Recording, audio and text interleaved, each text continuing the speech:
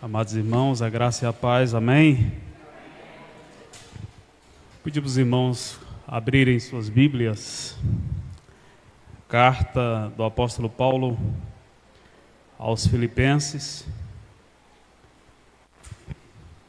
Vá localizando o texto bíblico enquanto eu me organizo e também falo da alegria de estar mais uma vez com os irmãos.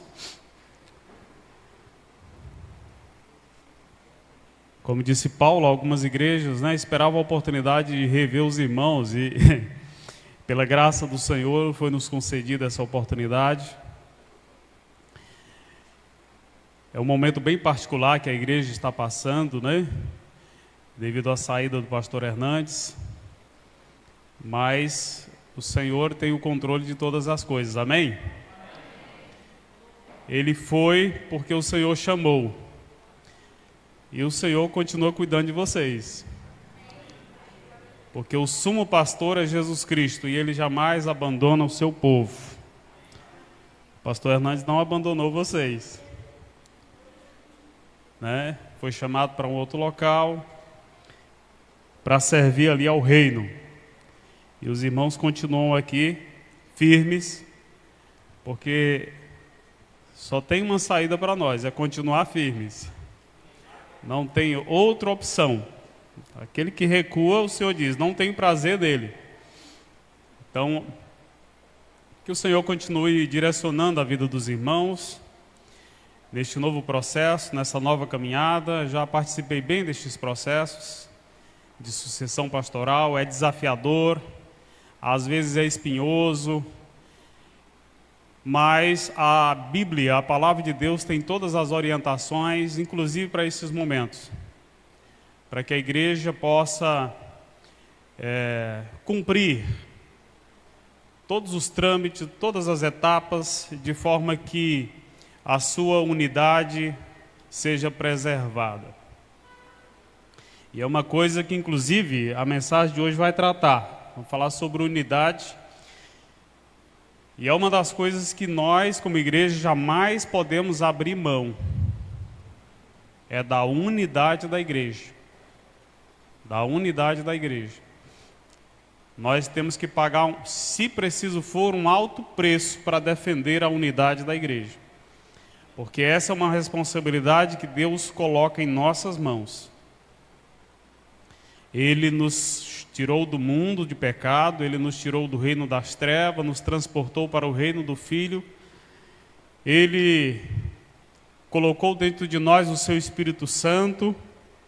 Nós somos nova criatura, portanto agora iluminados pelo Espírito Santo, nós nos tornamos corresponsáveis por este processo de santificação. Corresponsáveis. Digo isso porque nós temos responsabilidades com tudo que o Senhor deixou escrito a nosso respeito, para o nosso ensino. Nós temos responsabilidades para com tudo isso. E o Senhor há de cobrar de cada um de nós. Portanto, que cada um dos irmãos continue focados no propósito pelo qual o Senhor te chamou e te colocou aqui neste lugar, que é servir a Ele, servindo o seu irmão, servindo uns aos outros. Amém? Encontraram aí? Carta do apóstolo Paulo aos Filipenses, capítulo 2.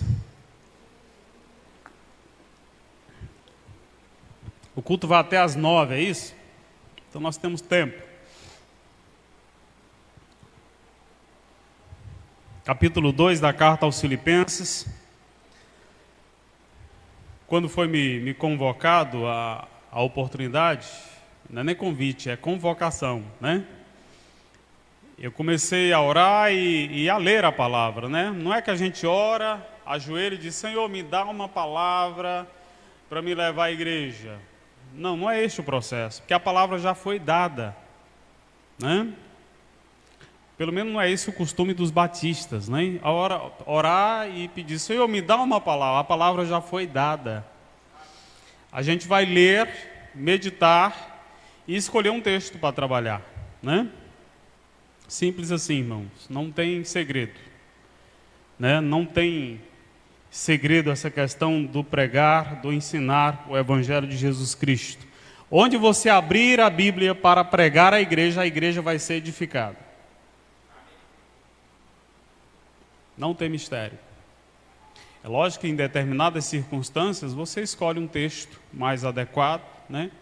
Mas a palavra de Deus, como disse Paulo, é o poder de Deus para a salvação de todo aquele que crê. Amém?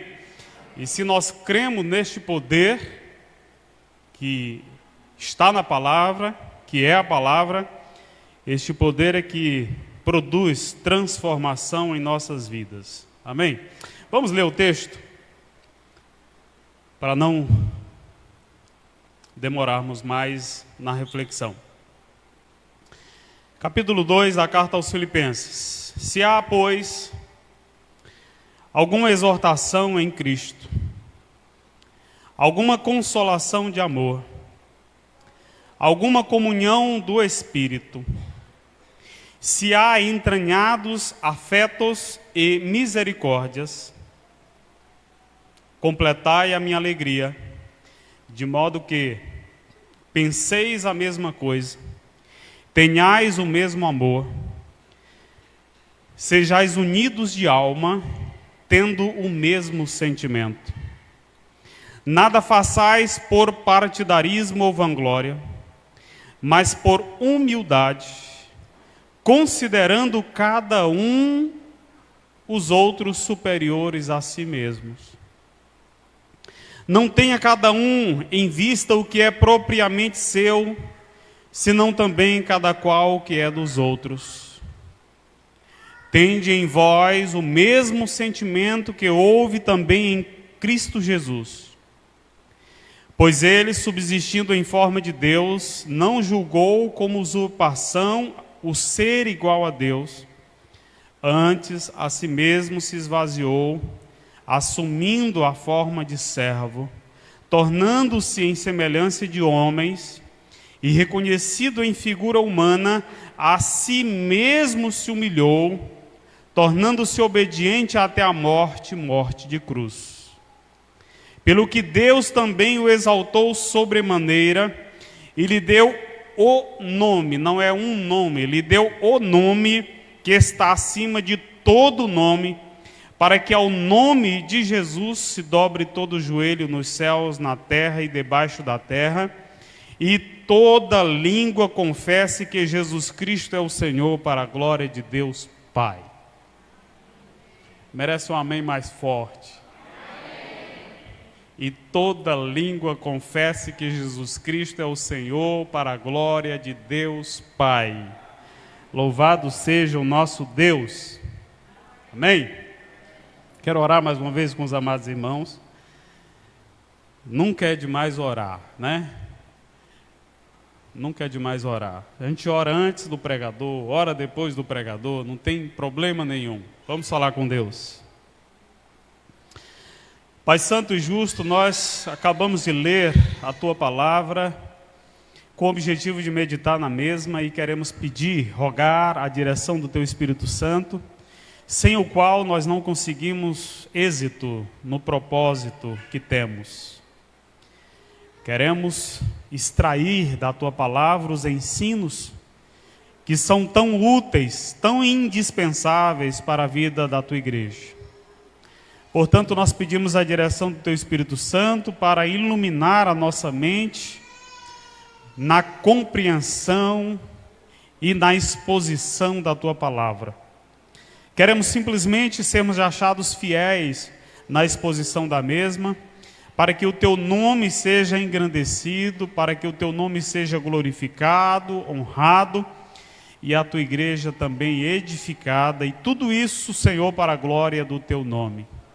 Fala conosco, nós precisamos ouvir a Tua voz que vem por meio da Tua palavra, porque quando o Senhor fala conosco, nós somos transformados, nós somos santificados, e é a Tua palavra que tem este poder. Não sou eu, não é nenhum outro aqui, senão o Senhor mesmo que fala e nós precisamos ouvir. Por isso, Senhor, nós Te louvamos por essa oportunidade. pedindo a tua direção para este propósito, em nome de Jesus. Amém.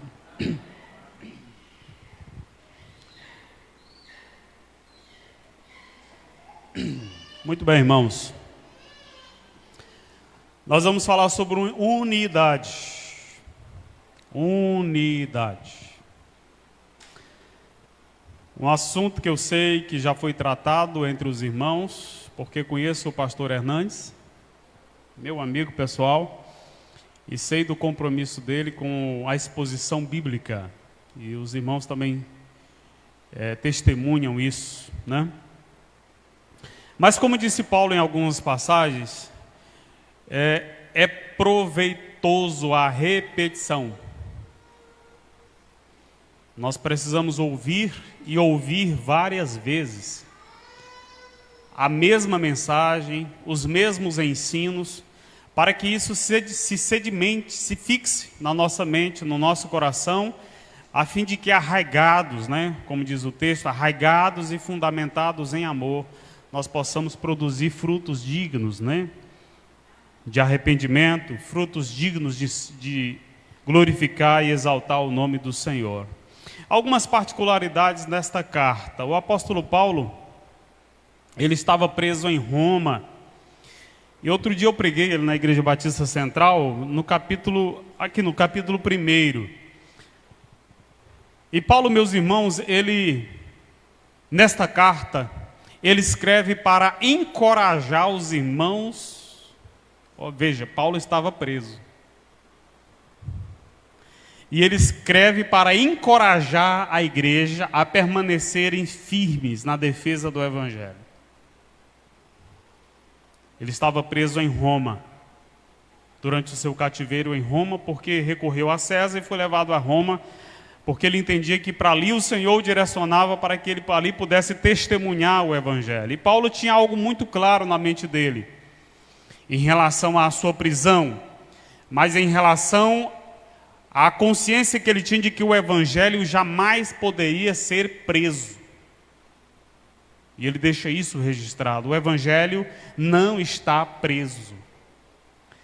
O mensageiro pode estar preso, mas o Evangelho não. Tanto é que as cartas de Paulo, grande parte delas saíram das prisões nas quais ele estava, né? E isso é maravilhoso para nós, entender que Paulo escreveu para encorajar a igreja em Filipos. Encorajar por quê?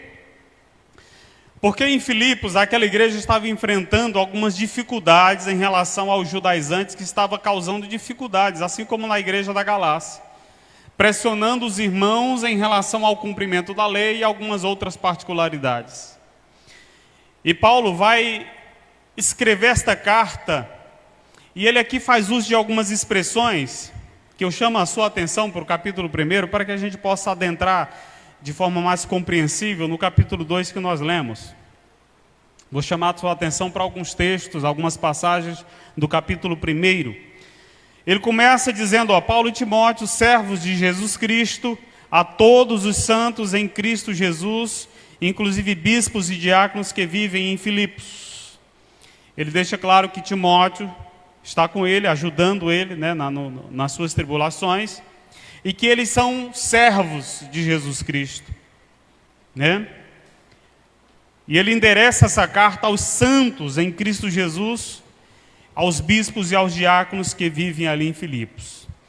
Ele direciona a sua palavra dizendo graça e paz a vós outros da parte de quem? De Deus. Não da minha parte, Paulo, não da parte de Timóteo, mas da parte de Deus. A graça e a misericórdia e a paz vêm da parte de Deus para nós. E ele diz, olha, dou graças ao meu Deus por tudo que recordo de vós, fazendo sempre com alegria súplica por todos vós, em todas as minhas orações, pela vossa cooperação no Evangelho. Uma das características da igreja, a igreja precisa ser cooperadora na difusão do Evangelho, na propagação do Evangelho. Então, nós como igreja, em tudo quanto nós fazemos como igreja, tem o intuito, ou deve ter o intuito, de cooperar com o avanço do Evangelho. Seja uma pequena reunião que for, o objetivo deve ser propagar o Evangelho. Aí você pode, mas como uma reunião pequena da igreja pode cooperar? Uma pequena reunião da igreja pode cooperar com o despertamento, com a conscientização de que aqueles membros e os outros membros devem ser despertados para pregar o Evangelho. E no versículo 6 ele diz: estou plenamente certo de que aquele que começou a boa obra em vós há de completá-la até ao dia de Cristo Jesus. Esse texto aqui, ele meio que fundamenta a conscientização de Paulo a respeito da obra que estava sendo realizada naquela igreja. E uma coisa me chamou a atenção lendo esta carta, algumas vezes durante essa semana. Paulo faz a menção do nome Jesus Cristo 39 vezes nesta carta. E eu te desafio a ler ela, depois de constatar comigo, né? Com erro, com percentual de erro de 1% para mais. Ele pode ter feito mais repetições aí, porque eu não contei as expressões Senhor, eu contei as expressões Jesus ou Jesus Cristo. Ele faz repetição dela 39 vezes. Então é uma carta que exalta a supremacia de Cristo sobre a igreja.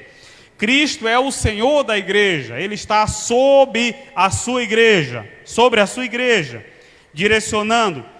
E no versículo 6, meus irmãos, Paulo deixa essa certeza no coração dele. Porque imagine, ele preso, humanamente ele podia, às vezes até se desesperar, se entristecer, dizendo: e agora? O que vai acontecer com a igreja, com as igrejas? Eu estou preso, eu não posso fazer nada. Mas Paulo, orientado e instruído, inspirado pelo Espírito Santo, entende que ele diz: eu estou plenamente certo, não é parcialmente certo. Ele diz: eu estou completamente certo de que aquele que começou a boa obra há de completá-la até ao dia. Quem foi que começou esta obra, meus irmãos? Foi Deus. E a primeira orientação, ou a primeira exortação, orientação que eu trago aos irmãos: quem começou esta obra aqui foi Deus. Então Ele vai completar esta obra até o dia de Cristo. Mas em que isso contribui com a minha fé? Ora, contribui muito. No tocante ao entendimento de que a obra em mim ainda está incompleta. Eu não sou ainda um cristão completo.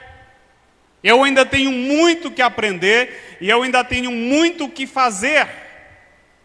A minha santidade, pelo que eu entendo, ela tem duas posições. Tem a santidade posicional, é aquela que eu sou santificado quando sou recebido no corpo de Cristo, e eu sou nova criatura, eu sou santo porque eu faço parte do corpo de Cristo. Mas existe a santidade experimental, ou progressiva, é aquela que advém da coparticipação sua, a que eu falei. Você é coparticipante, você é responsável por colocar em prática todas as instruções que vêm da cabeça, que é Cristo, no corpo ao qual você está agregado. Então ele diz: olha, aquele que começou a boa obra, essa obra é boa. Uma característica que me chamou bastante a atenção: não é uma obra mais ou menos, não é uma obra muito menos ruim, é uma obra boa. Então, apesar das lutas e dificuldades que nós enfrentamos no meio de uma igreja, e eu desde que me entendi por gente, eu lido com essas situações, porque aquela expressão, entre aspas, já nasci crente. Não, eu nasci num lar de crente. Meu pai era crente quando eu nasci. Fui levado à escola bíblica dominical e tudo mais. Mas eu entendo que esta obra, ela precisa continuar sendo realizada a cada dia, inclusive com a minha participação. Então você que foi colocado aqui, neste lugar, nesta igreja, você precisa entender que a sua responsabilidade, as suas ações, tudo quanto você faz ou deixa de fazer, infere uma ação ou uma reação na vida da igreja. Então nós temos de ter muito cuidado com aquilo que nós fazemos. Com aquilo que nós pensamos, com aquilo que nós fazemos ou com aquilo que nós deixamos de fazer, porque infere alguma ação ou reação na vida da igreja. Mas entendamos, eu falei dessa questão da nossa responsabilidade, mas entendamos que quem está na condução de todo este processo é Deus. Eu em nenhum momento, no cumprimento das minhas responsabilidades, posso olhar para mim mesmo e me vangloriar de alguma coisa. Não. Eu sou apenas um responsável, e a Bíblia nos diz que quando eu fizer tudo que me for mandado fazer, eu devo me considerar o quê? Servo inútil. Por quê? Porque eu só fiz aquilo que me foi mandado. E se eu perguntasse aqui, se eu fizesse uma pesquisa aqui, a começar de mim, a resposta seria negativa. E qual era a pergunta? Você tem feito tudo quanto a Bíblia te manda fazer? Não. Então nem servos inúteis ainda nós somos.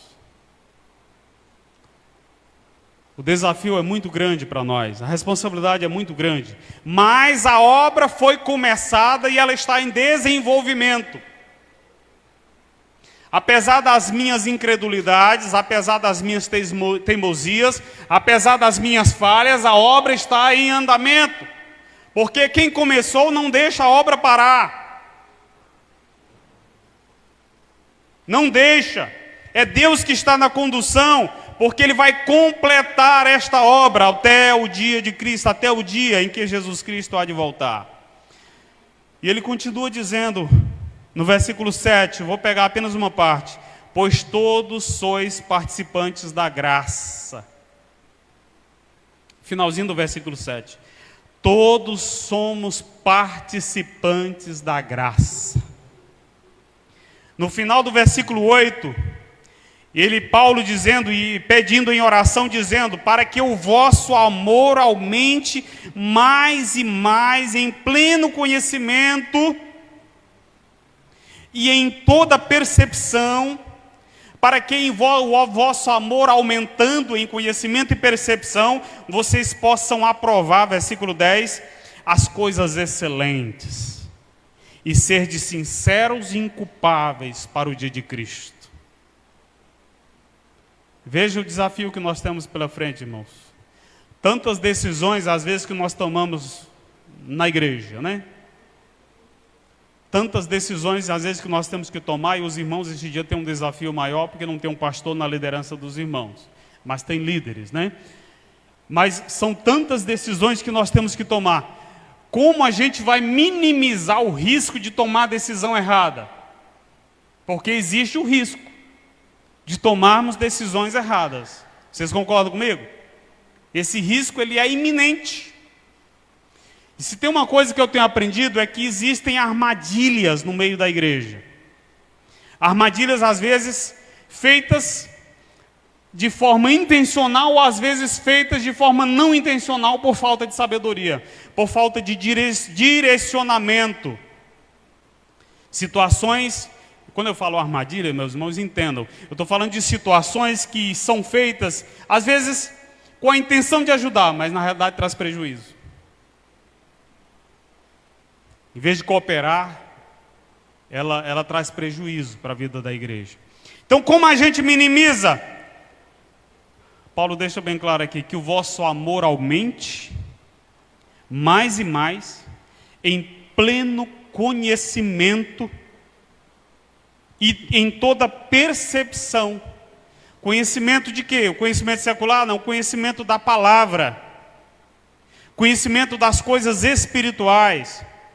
Para que a tua percepção, o teu entendimento, possa te levar a aprovar as coisas excelentes, para que nós possamos ser sinceros e inculpáveis no dia de Cristo. E esse desafio, ele está diante de cada um de nós. Você precisa ler a Bíblia, você precisa buscar a cada dia a orientação da palavra de Deus para o direcionamento da sua vida. Versículo 11. Cheios do fruto de justiça. cheios do fruto de justiça. Versículo 12, Paulo vai falar, contribuindo para o progresso do Evangelho. Estou apenas passando uma geral aqui do capítulo 1, a forma como Paulo estava incentivando os irmãos a continuarem avantes no progresso do Evangelho. E aí ele vai falar no versículo 13 em relação à prisão dele, e que por causa dessa prisão, versículo 14, alguns estavam sendo animados, encorajados a falar com mais ousadia da palavra de Deus. Versículo de número 14. Veja, o que aconteceu com Paulo produziu ânimo na vida de alguns irmãos, para que eles se sentiram mais encorajados a pregar o Evangelho. Aí eu fico me perguntando, será o que tem acontecido na minha vida tem encorajado o meu irmão ou tem mais desmotivado ele? O que tem acontecido na tua vida serve de estímulo a alguém, ao seu irmão? É algo a refletirmos. Versículo 15, diz, olha, ele fala em relação à pregação do Evangelho. Alguns efetivamente proclamam a Cristo por inveja. Outros, porém, fazem de boa vontade. E o versículo 16 tem uma informação muito importante. Estes que fazem de boa vontade, fazem por amor. Veja, por amor. Isso me chamou a atenção. Será se eu estou fazendo a obra, será se eu estou pregando o Evangelho por amor? Porque o Evangelho chegou a mim fruto do amor de Deus. Então o retorno deve ser fundamentado também no amor. Paulo deixa bem claro. Alguns fazem de boa vontade, estes fazem por amor. É o microfone? Está tendo alguma interferência aí, não sei. Vou continuar.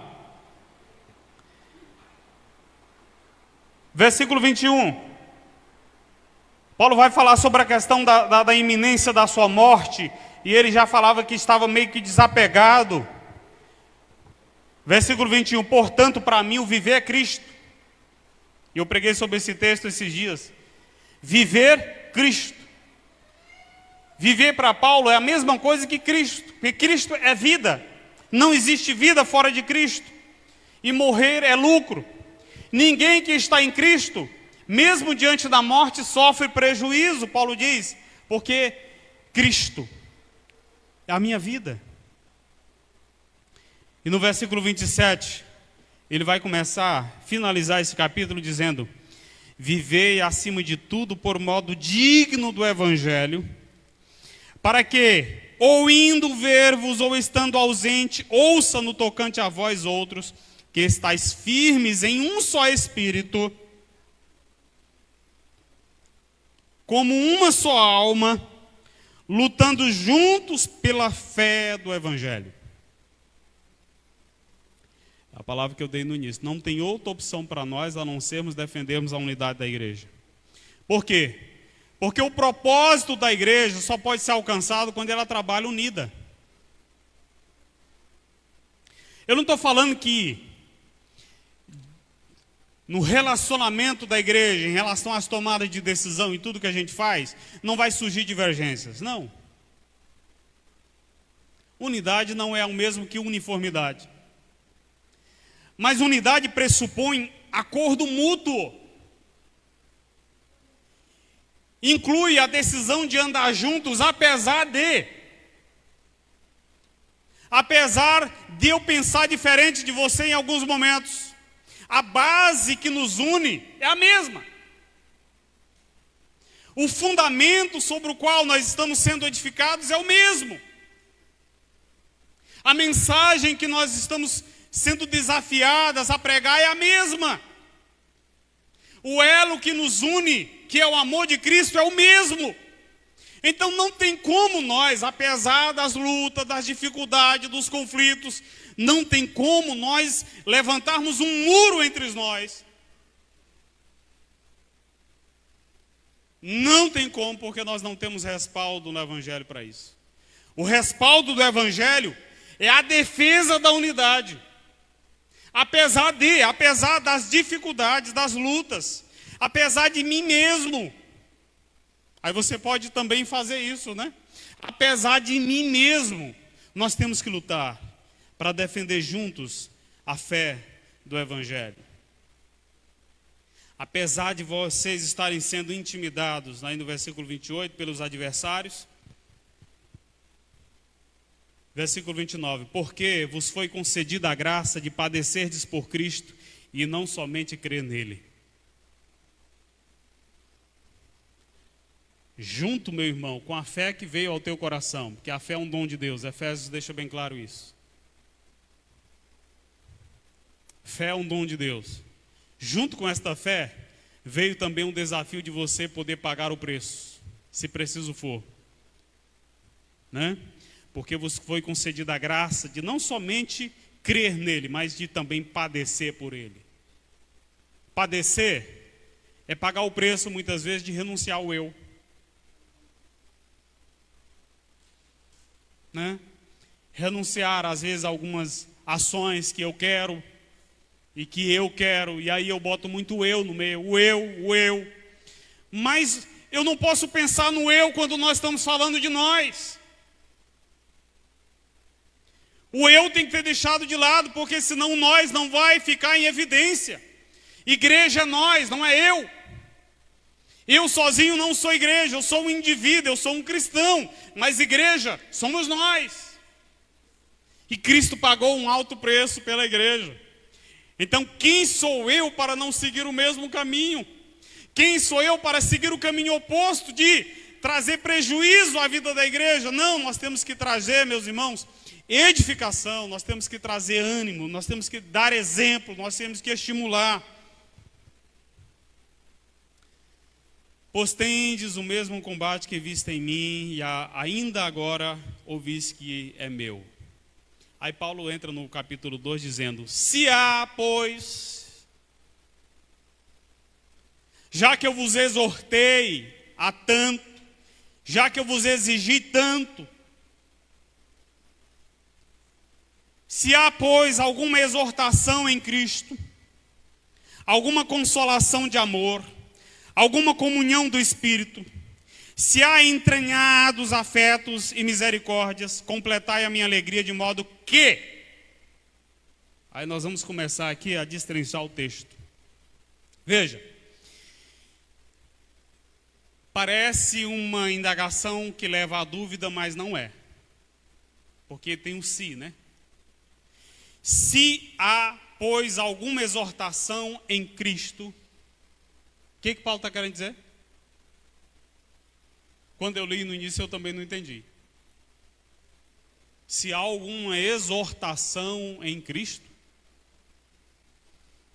Como assim? Existe alguma exortação em Cristo? Se existe alguma consolação de amor? Se existe alguma comunhão do Espírito? Se há entranhados afetos de misericórdia? Só que a próxima expressão do apóstolo Paulo vai lançar diante dos irmãos a responsabilidade de um envolvimento nesta causa. Paulo diz, completai a minha alegria. E qual era a alegria de Paulo? Saber que a igreja estava andando bem. Saber que a igreja estava progredindo na defesa do Evangelho. Saber que a igreja estava andando unida no propósito de defender a fé do Evangelho. Esta era a alegria de Paulo. Então como é que a igreja ia fazer isso? Aí Paulo vai responder esses se anteriores. Paulo vai dizer, de modo que penseis a mesma coisa. Essa é a primeira exortação que há em Cristo. Pensar a mesma coisa. O próprio texto, é a Bíblia explicando a Bíblia. Se você ler lá João 17, você vai ver a oração sacerdotal. E Jesus vai dizer, eu oro para que eles sejam um, ó Pai, como tu és em mim. Para que eles sejam um. Como isso é possível? É possível porque quem começou a obra foi Deus. E esta obra é uma obra só. A igreja é uma só. É um corpo só. E se eu estou agregado a este corpo, eu devo renunciar tudo que contraria o bem-estar do corpo. Como é que a minha mão, e Paulo em alguns momentos ele vai, como é que a minha mão pode trabalhar contra o meu próprio corpo? Não tem como.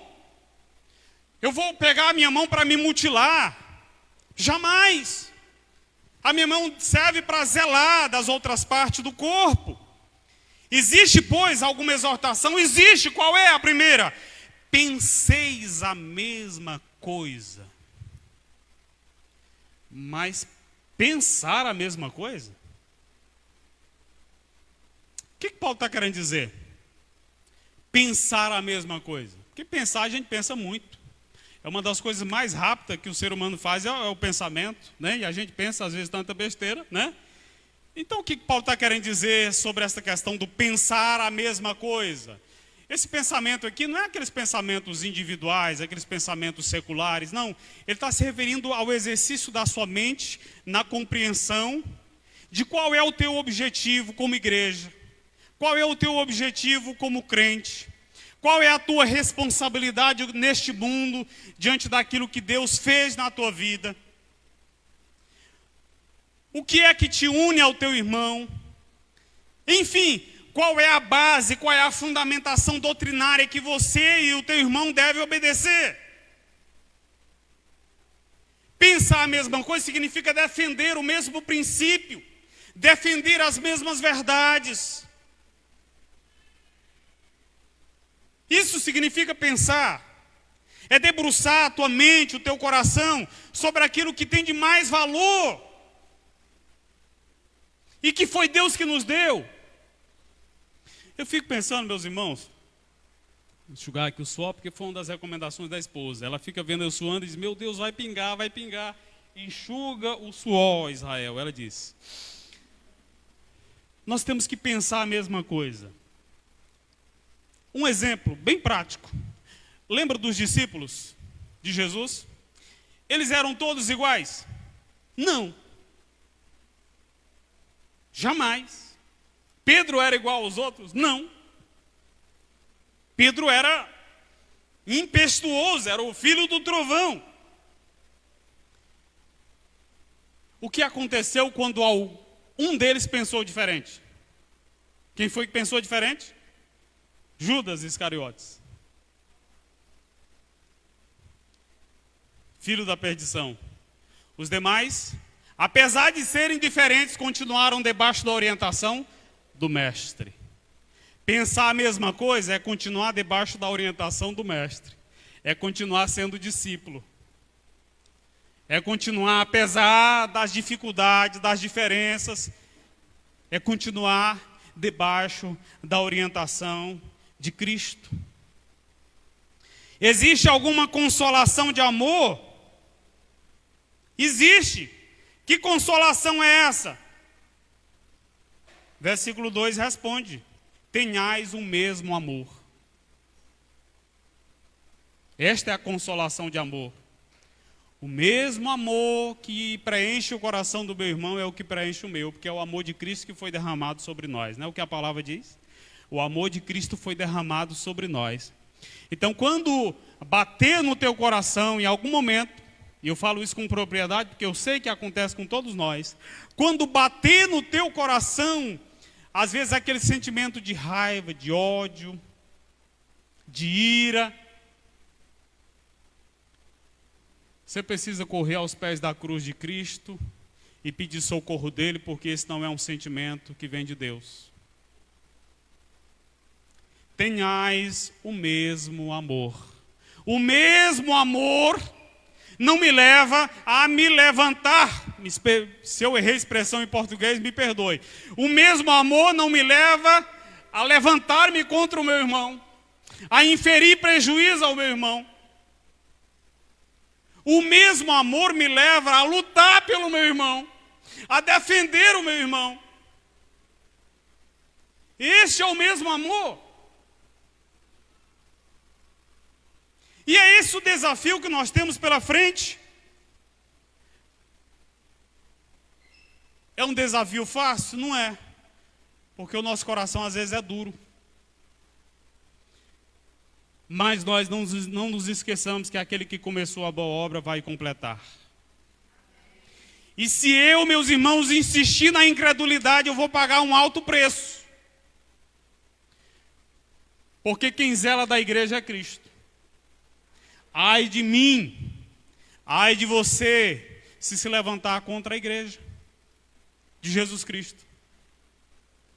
Nós temos que nos levantar em meio à igreja, sim. Impulsionando, incentivando uns aos outros, estimulando uns aos outros, orientando uns aos outros, mandamentos recíprocos, lembra? Perdoando uns aos outros, instruindo uns aos outros. Você não vai ver nenhum mandamento recíproco que te leva a levar prejuízo ao teu irmão. Não. Não tem. Mesmo amor. É fácil amar? Não. Mas nós temos outra opção? Não. Porque é maravilhoso amar. Porque o amor de Deus que nos capacita a amar. Nós amamos porque Ele nos amou primeiro. Não é o que o apóstolo João vai falar? Nós amamos porque Ele nos amou primeiro. Então foi Ele que nos capacitou a amar. Se Ele me capacita a amar, como é que eu vou dar lugar a outro sentimento que não seja o amor de Deus? E a igreja não pode jamais crescer sem que o amor esteja sendo exercido. Este amor é o elo do bem-estar, do bom relacionamento, do cuidado mútuo. É o amor. Você precisa amar o teu irmão.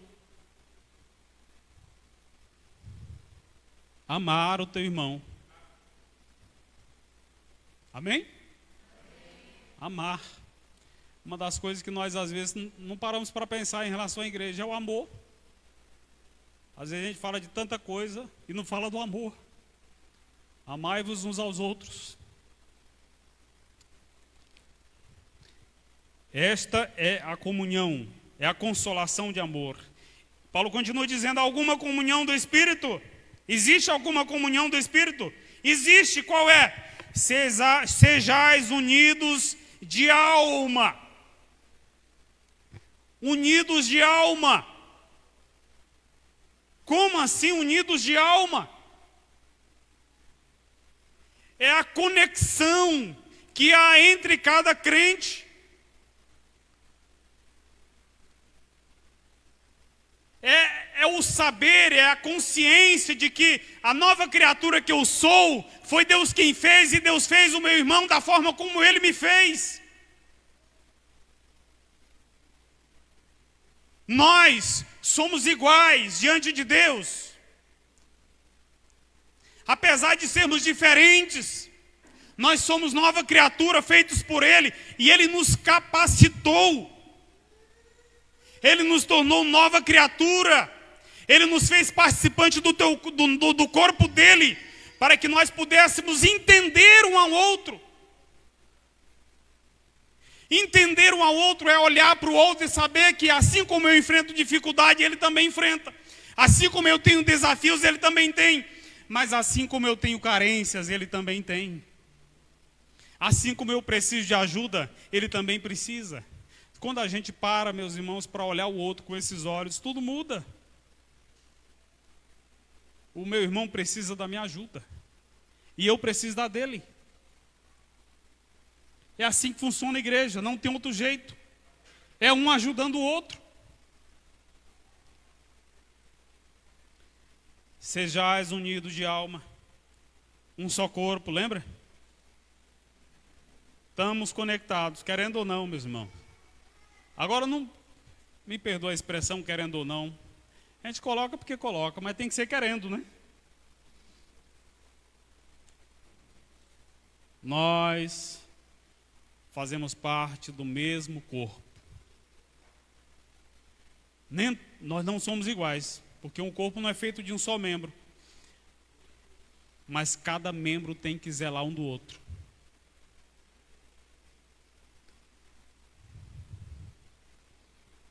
Aí ele continua: se há entranhados afetos e misericórdia,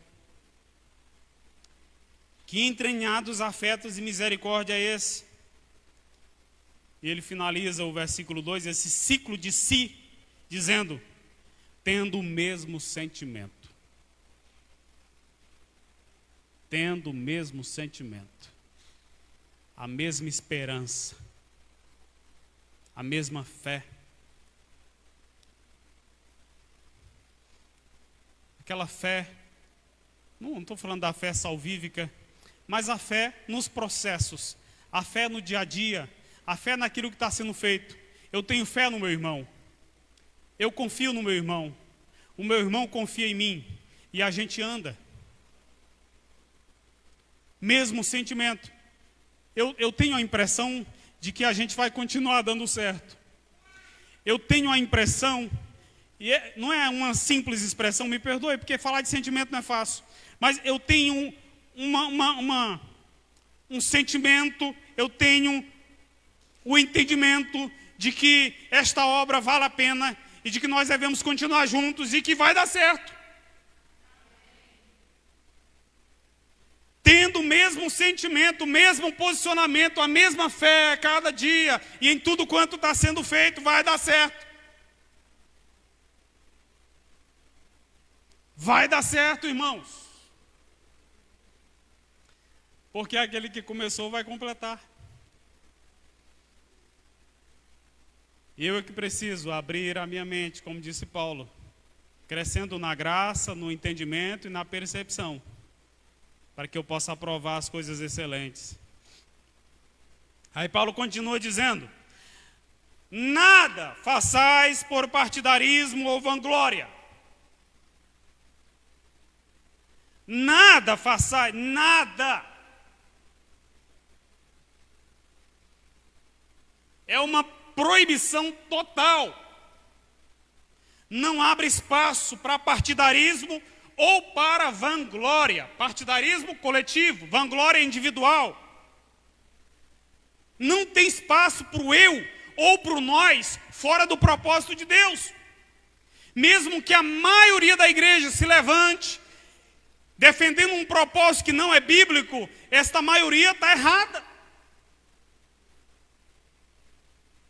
E a minoria tem que ser preservada porque permaneceu na orientação bíblica. Nada façais por partidarismo ou vanglória, mas por humildade, considerando cada um os outros superiores a si mesmo. Aí eu, como você, posso perguntar, mas como isso é possível?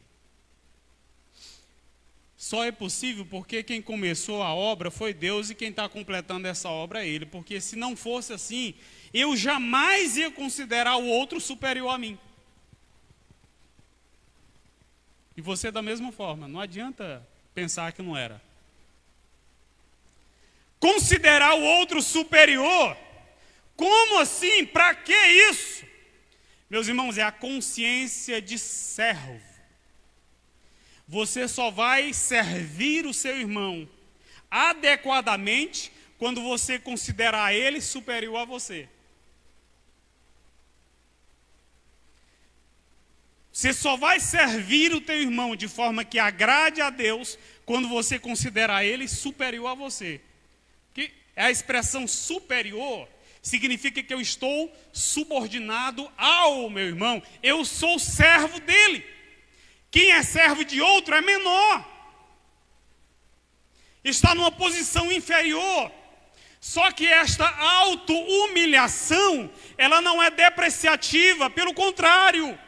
Ela engrandece quem se humilha. E exalta quem está sendo servido, mas não para dar honra ao meu irmão, em termos de considerar ele um semideus ou alguma coisa assim, não. É uma subserviência debaixo da servidão a Cristo. Eu ajudo o meu irmão nas dificuldades dele, eu me coloco à disposição dele nas dificuldades dele, porque eu estou fazendo isso em obediência ao Senhor, que me ajuda o tempo todo, que me orienta o tempo todo e que me dá condições de ajudar o meu irmão. É assim que funciona. Tem que ter humildade na vida da igreja. Não há outro caminho para nós, a não ser o caminho da humildade. O tempo já esgotou.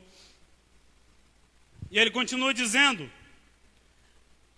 não tenha cada um, veja que o individual, ele é sempre colocado de lado. Não tenha cada um em vista o que é propriamente seu, senão também o que é dos outros. Esse projeto fui eu que dei a ideia.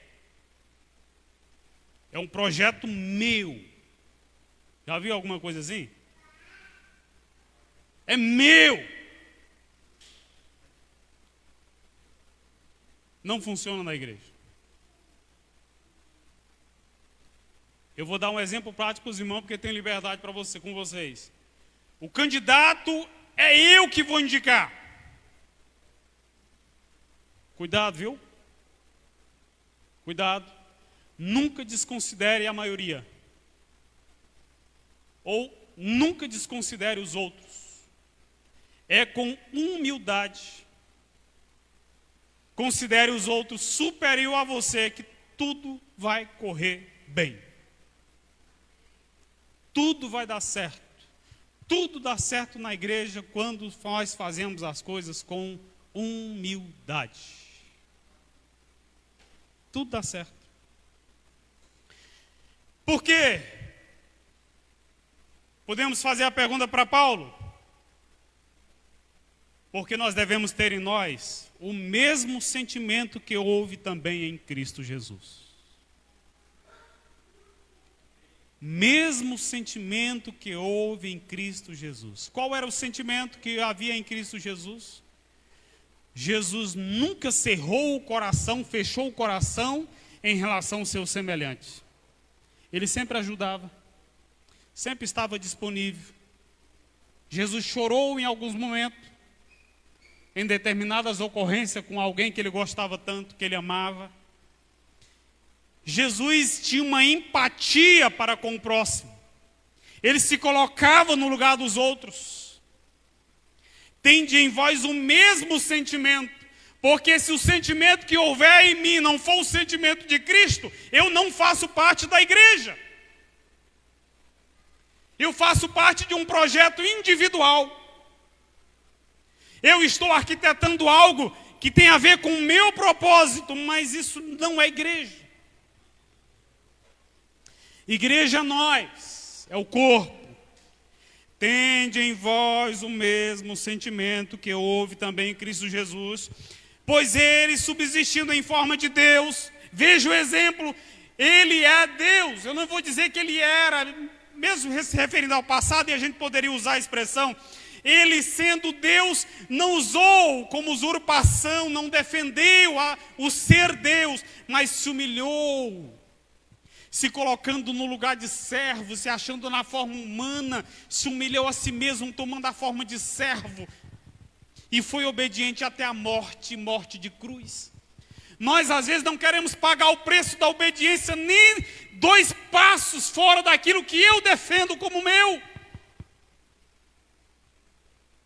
E ele foi até a morte. No Getsemane ele disse, Pai, se possível passa de mim esse cálice. A angústia dele, Jesus, dele ali, pessoa, se possível passa de mim o meu cálice, mas não seja feito a minha, seja feita a tua vontade. Veja o exemplo que Paulo está dizendo para a igreja de Filipos, o exemplo de vocês é Cristo. Olhem para Cristo, olhem para o exemplo de Cristo, que tudo vai dar certo entre vocês.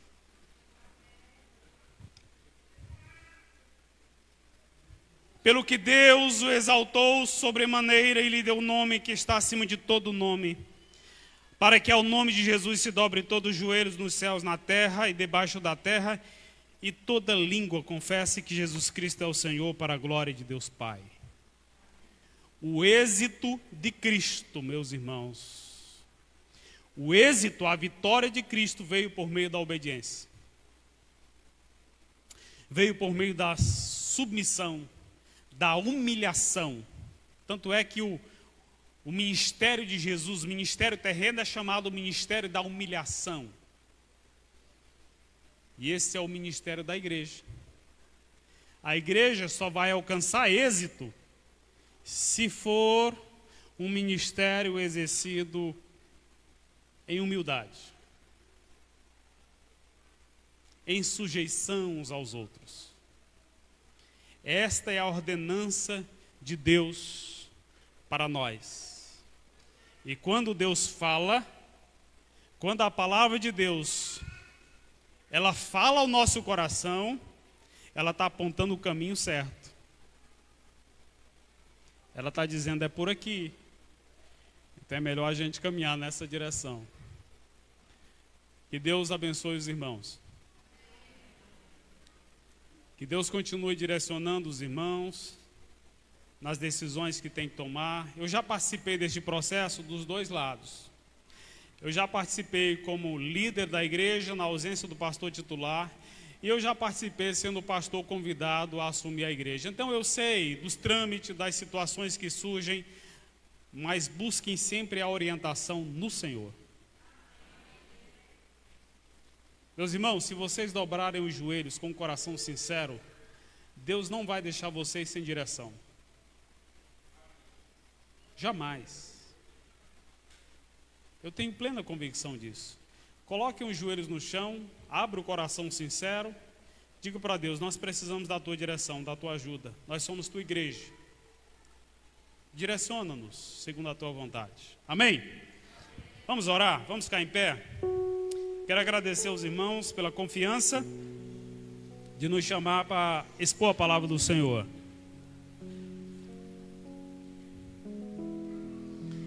Querido Deus, nós te agradecemos pela tua palavra, que nos desperta, que nos chacoalha muitas vezes.